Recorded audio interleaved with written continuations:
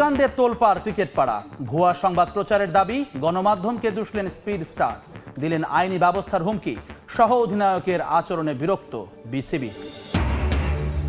হৃদয় মুস্তাফিজের পর লঙ্কা premier league খেলতে গেলেন শরীফুল, বিশ্বকাপে ম্যাচ না পাওয়ার আক্ষেপ চোখে মুখে, নিজেকে ফিরে পাওয়ার লক্ষ্য ফ্র্যাঞ্চাইজি লিগে। চ্যাম্পিয়ন্স ট্রফিতে ভারত পাকিস্তানের গ্রুপে বাংলাদেশ, 1 মার্চ লাহোরে হবে রোহিত বাবরদের ম্যাচ, আইসিসিকে পিসিবির প্রস্তাব, অপেক্ষা বিসিসিআই এর।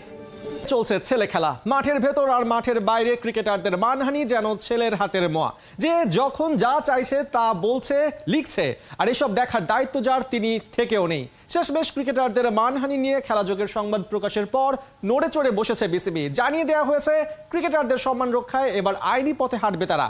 বিস্তারিত রিপোর্টে। বিষাক্ত সাপ রাসেলস ভাইপার আপনার ঘরে লুকিয়ে আছে, দু একবার ছোবলও মারতে এসেছে। এখন আপনি কি করবেন? নিরীহ প্রাণী বলে এড়িয়ে যাবেন, নাকি সেটাকে দমাতে ব্যবস্থা নেবেন? বলছেন শান্তর কথা, এই আহাম্মকের বাচ্চা অরিজিনাল গরিব। ডিজিটাল মিডিয়ায় ঠিক এ ধরনের কন্টেন্ট বাংলাদেশ ক্রিকেটকে এখন রাসেলস ভাইপারের মতো ফনা তুলে তাড়িয়ে বেড়াচ্ছে। শুধু সময়ের অপেক্ষা, ক্রিকেটারদের ব্যক্তি, পরিবার, জাত তুলে ধুয়ে দিতে যারা খানিকও দেরি করে না। বাংলাদেশের ক্রিকেটটা তোর বাপের, ওই হালার পুত এখানে কেন তাহলে? 29 জুন 2024 বাংলাদেশের ক্রিকেটারদের নিয়ে সোশ্যাল প্ল্যাটফর্মে ফেসবুকার ও ইউটিউবারদের অপপ্রচারের বিষয়টি তুলে ধরে খেলাযোগ। দেখানো হয় কিভাবে ভিউ আর ডলারের লোভে বিকিয়ে দেয়া হচ্ছে শান্ত সাকিবদের মান সম্মান। সাকিব বুয়া। খেলাযোগের প্রতিবেদন প্রকাশের পর গোটা বিষয়টি নজরে এসেছে বাংলাদেশ ক্রিকেট বোর্ডের। ভয়াবহ এই ডিজিটাল অপরাধ নিয়ে মঙ্গলবার ঝড় ওঠে বিসিবির বোর্ড সভায়। বিশ্বকাপ চলাকালীন দলের দায়িত্বশীল ক্রিকেটারকে এক ইউটিউবার যে অশ্লীল ভাষায় গালাগাল করেছেন, জাত তুলে কথা বলেছেন, তাতে ক্ষুব্ধ হয়ে ওঠেন বিসিবি সভাপতি নাজমুল হাসান পাপন। সমালোচনা হবে, ক্রিটিসিজম হবে, মানুষ রাগ করবে, উই এগ্রি, কিন্তু যে সমস্ত আমি একটা দেখছি, শুধু একটা দেখে আমার তো নাই, I am not in the social media. আপনি দেখেন যে এই যে আমাদের যিনি আছেন পাপন সাহেব, যিনি আছেন, উনি, আমি বলছি না যে উনি খুব খারাপ করতেছেন, ধরেন আমি বললাম যে উনি ভালোই করতেছেন, কিন্তু এইরকম অবনতির সময়ে ওনার নিজে থেকেই তো ছেড়ে দেওয়া উচিত। কারণ আপনার বিরুদ্ধে যখন মানুষ কথা তুলে, তখন উনি তো কিন্তু যেই সেই লোক না, উনি কিন্তু প্রয়াত একজন সাবেক রাষ্ট্রপতির ছেলে, তারে তো আর আমাদের জ্ঞান দেওয়ার কিছু নাই। উনি নিজে থেকেই কিন্তু সরে যাওয়া উচিত, কিন্তু কেন জানি ওনারা সরতেছেন না। আমার কথা হচ্ছে যে আমি বলবো না যে উনি ব্যর্থ হয়েছেন ফুটবলের মতো, কিন্তু উনি যদি সফল নিজের দাবিও করেন, তাও ওনার উচিত ছিল যে বেশিরভাগ মানুষ যেহেতু আঙ্গুল তুলে ফেলছে আপনার দিকে, আপনার কিন্তু চলে যাওয়া উচিত ছিল। কখন এক্সপেরিমেন্ট বেশি চালাইতে হয়, যখন কোনো মিশনই সাকসেসফুল হয় না। আপনি সাকসেসফুল হবে কিভাবে? এই কয়জন প্লেয়ার দিয়েই আপনি দেখেন ক্রিকেটে বহুদিন ধরে ওই সেম লেভেলের প্লেয়াররাই চলতেছে, এগুলা দিয়ে হবে না।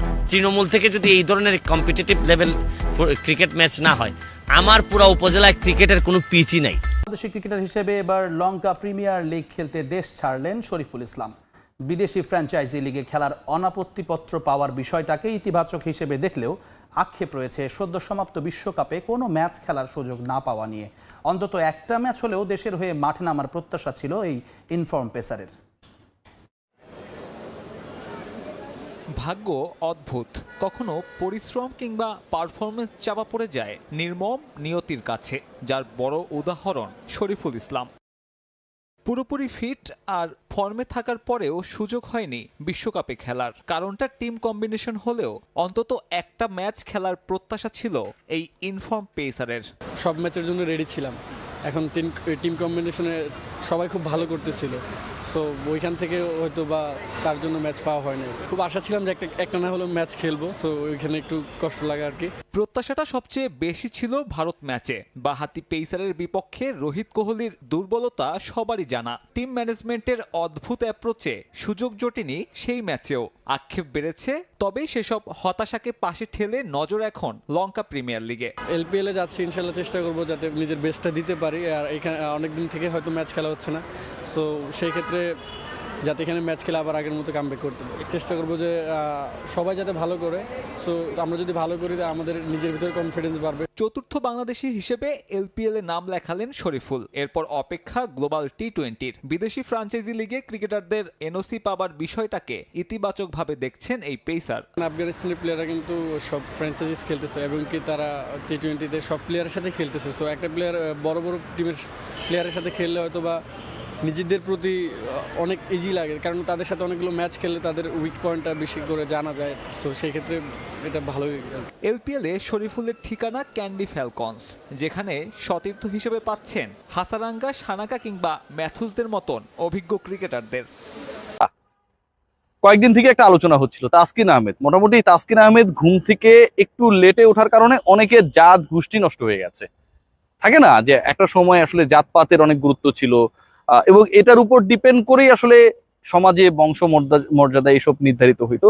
তো তাসকিন কেন ঘুম থেকে একটু লেটে উঠেছিল, তাসকিন কেন টিম বাসের সাথে যেতে পারে নাই, সেটার কারণে বাংলাদেশের ক্রিকেট বোদ্ধা এবং স্পেসিফিক কারো কারো জাত যেন চলে গেছে। তাসকিন একটা স্ট্যাটাস দিয়েছেন তার সোশ্যাল হ্যান্ডেলে, এবং সেখানটায় তিনি কিছু বিষয় ক্লারিফাই করেছেন, যেই বিষয়গুলো নিয়েই এই আলোচনাটা, এবং সেখানটায় নির্লজ্জ মিথ্যাচার যে করা হয়েছে তাসকিনকে কেন্দ্র করে, সেই ব্যাপারটা খুব স্পষ্টভাবে প্রতীয়মান হয়েছে। প্রথম যে পয়েন্ট খেয়াল করে দেখবেন, যে নিউজগুলো করা হয়েছিল তাতে খুব স্পষ্টভাবে একটা পয়েন্ট ছিল যে তাসকিন আহমেদ তিনি ঘুমিয়ে লেট করেছিলেন, দেরিতে উঠেছিলেন, অসংখ্য কল করা হয়েছিল, তিনি রিসিভ করেননি, রেসপন্স করেননি, এন্ড অফ দ্য ডে সেটার কারণে তিনি টিম বাসে উঠতে ব্যর্থ হয়েছিলেন। টিম বাসে ব্যর্থ হয়েছিলেন উঠতে, এবং শেষ পর্যন্ত তাসকিন যখন মাঠে গিয়ে পৌঁছান ততক্ষণে টস হয়ে গেছে, কয়েন স্পিনিং হয়ে গেছে। পয়েন্ট নাম্বার 1, তাসকিন আজকে স্টেটমেন্টে পুরো সময় ধরে ব্যাপারটা ক্লারিফাই করেছেন যে তিনি যখন তাকে ডেকে নিয়ে হয়েছিল সকাল 8:37 বাজে, সেই সময়টায়, এটা হচ্ছে সেই দেশের টাইম, এবং 8:43-এ তিনি লবিতে গিয়েছিলেন। লবিতে গিয়ে 9টায় হোটেল ছেড়েছিলেন। লিয়াজোর গাড়ি, আবার আপনাকে ক্লিয়ার করে, টিম লিয়াজো তার গাড়ি নিয়ে ওয়েট করছিলেন তাসকিনের জন্য, এবং 9:40-এ তিনি স্টেডিয়ামে প্রবেশ করেন। ম্যাচের যে টস বলা হয়েছে রিপোর্টসে, আমি উল্লেখ করবো না যে কে রিপোর্ট করলো কিংবা ইয়ে করলো, আপনারা সবাই জানেন। ম্যাচের টসের 20 মিনিট আগে তাসকিনের স্টেটমেন্ট অনুযায়ী, আমি তাসকিনকে ট্রাস্ট করতে চাই, যদি ওই গার্ডস না থাকতো ওপেনলি এরকম একটা স্ট্যাটাস দেওয়ার তিনি সাহস দেখাতেন না। টস হয়েছে 10টায়, তারও 20 মিনিট আগে সেখানটায় পৌঁছে গিয়েছিলেন, এবং জাতীয় সঙ্গীতের 35 মিনিট আগে তাসকিন আহমেদ উপস্থিত ছিলেন মাঠে।